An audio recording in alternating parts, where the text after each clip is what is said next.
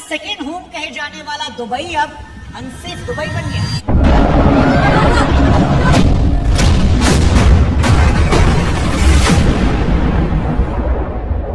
Israel America versus Iran की लड़ाई में जब खामनेई का कत्ल हुआ और फिर ईरान ने पलटवार किया, उसने दुनिया को हिलाकर दिया और पहली बार दुबई में डर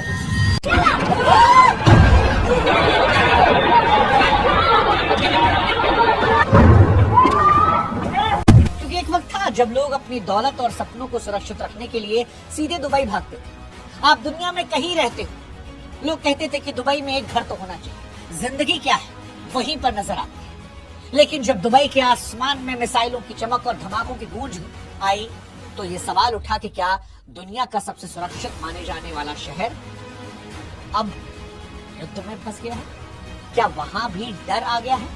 वो डर जो इन्वेस्टर्स को डरा रहा है, वो डर जो छात्रों को डरा रहा है, वो डर जिससे कलाकार, जिससे फनकार और जिससे तमाम क्रिकेटर्स डर रहे हैं।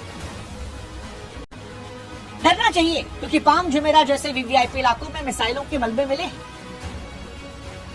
मिसाइलों के गूंजने की आवाज, आसमान में मिसाइलों का दिखना, ये सबको दिख रहा है। ये अलग बात है कि दुबई की सरकार ने सेंसरशिप लगा दी। ये कहा है कि अगर कोई वीडियोस को वायरल करेगा तो जो वायरल करेगा उसे अफवाह फैलाने के नाम पर दुबई से हटा देंगे, उस पर लाखों डॉलर का जुर्माना ठोक देंगे। लेकिन सच ये भी है कि सेंसरशिप के बीच में भी वो सेलिब्रिटीज, वो अमीर लोग जो कल तक दुबई की शान को दिन रात इंस्टाग्राम पर पोस्ट करते थे, आज अपने अपने देश की सरकारों से हाथ जोड़कर कह रहे हैं कि साहब हम यहाँ फंस गए। चाहे वो जॉनी बेरिस्टो हो, चाहे वो भारत के तमाम एक्टर्स एक्ट्रेस हो, चाहे वो पीवी सिंधु हो, तमाम लोग जो हाथ जोड़ रहे हैं, कह रहे हैं प्लीज हमें बुला लो। इनके घर वाले चिंतित हैं। अमीरों से ज्यादा चिंतित वो गरीब लोग हैं जो दुबई में काम करने गए थे, क्योंकि हिंदुस्तान के 35 लाख लोग ऐसे हैं जिनकी जान दुबई में अटकी है। और इसीलिए सवाल है कि भले ही वीडियोस ना आ रहे हो, लेकिन दुबई से जो ये डर निकल कर आ रहा है, क्या ये डराने वाला है? क्या दुबई भी अब पूरी तरह सेफ नहीं है? ये सवाल बड़ा महंगा। आज दुबई की हम बात करेंगे सेफ होने की। देखिए, रिपोर्ट्स कहती हैं कि 28 फरवरी से जो हमला शुरू हुआ उसमें ईरान ने यूएई की तरफ सैकड़ों मिसाइलें छोड़ा। दुबई का डिफेंस सिस्टम जो है वो मजबूत है। अमेरिका और इजराइल की मदद से 90 से ज्यादा हमलों को उसने हवा में घेर दिया। लेकिन असली समस्या हवा में नष्ट हुई मिसाइलों के भारी भरकम मलबों को लेकर, क्योंकि वो शहर के ऊपर थे। पाम जुमेरा के फेराबोंट होटल के पास मलबा गिरने से आग लगी, जिसे बाद में बुझाया गया। बुल अर्ज अरब होटल की बाहरी दीवारों के पास भी नुकसान दिखाई पड़ा। और बड़ी चिंता जो है वो जेबल अली पोर्ट को लेकर, जहां धमाकों और मलबों की वजह से कामकाज रुक गया, व्यापार की रफ्तार धीमी हो गई। दुबई एयरपोर्ट के पास जो मलबा गिरा, रनवे प्रभावित हुआ, उसमें 4 कर्मचारियों के घायल होने की खबरें आई। अब तक जो आंकड़े आए हैं उसके मुताबिक 3 लोगों की मौत हुई है, 58 लोग घायल हैं। शहर चल रहा है, लेकिन आसमान से गिरता यह मलबा सुरक्षा पर सवाल उठा रहा है। और ईरान, जिसके पास अब हारने को कुछ नहीं है, वो अमेरिका के खास सभी देशों पर हमला कर रहा है, और उसमें दुबई भी है।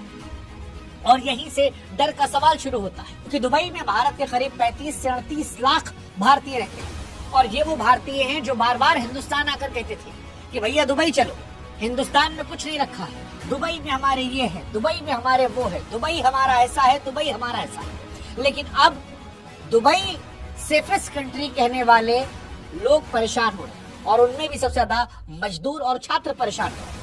लेबर कैंप्स में डर का माहौल है, क्योंकि सुरक्षा कारणों से कई बड़े प्रोजेक्ट से काम रोक दिया गया है। खाने पीने की कमी तो नहीं है, लेकिन डर के मारे लोग राशन जमा कर रहे हैं, जिससे सप्लाई में दिक्कत आ रही है। इनफैक्ट पुणे के 84 छात्र जो स्टडी टूर पर दुबई गए थे, वो उड़ानों की पाबंदी, एयर स्पेस बंद होने की वजह से फिलहाल होटलों में फंसे। करीब 700 उड़ानें रद्द या लेट होने से एयर इंडिया और इंडिगो जैसी एयरलाइंस का पूरा शेड्यूल बिगड़ा है, और हजारों भारतीय सैलानी एयरपोर्ट पर अपनी बारी का इंतजार कर रहे हैं। भारत सरकार इस पर नजर रखे हुए है, जरूरत पड़ने पर नागरिकों को निकालने के लिए इवैक्यूएशन प्लान को भी तैयार कर रही है। लेकिन सवाल यह है कि अब वो जो सेफ्टी दुबई में महसूस हो रही थी, वो इस युद्ध ने क्या अनसेफ फील करा दी? एक सवाल और लोगों के मन में आ सकता है कि ईरान के निशाने पर आखिर दुबई क्यों?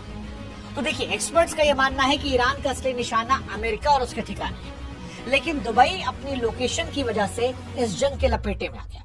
ईरान का यह तर्क है कि दुबई के पोर्ट और दूसरी आधुनिक सुविधाओं का इस्तेमाल अमेरिकी सेना जो है वो अपनी लॉजिस्टिक और खुफिया जानकारी के लिए करती है। ईरान ने साफ चेतावनी दी कि जो भी देश अमेरिका या इजराइल को रणनीतिक मदद देंगे वो खतरे में रहेगा। इसीलिए ईरान ने दुबई को एक सॉफ्ट टारगेट के तौर पर देखा।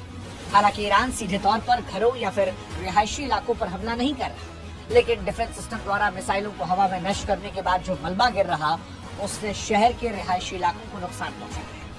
निवेशकों का जो अनमैच्ड भरोसा था वो थोड़ा डगमगाने लगा और दुबई में घर खरीदने वाले लोगों की जो तमन्ना थी वो वेट एंड वॉच की स्थिति में आई। दुबई की पूरी चमक वहां के आलीशान रियल एस्टेट पर टिकी, लेकिन इन तनाव ने निवेशकों के भरोसे को सुस्त किया। जो लोग यहाँ सेकेंड होम खरीदने वाले थे वो फिलहाल वेट एंड वॉच में रियल एस्टेट मार्केट में पॉज दिख रहा है। बड़ी खरीदारी फिलहाल कम हुई। बड़े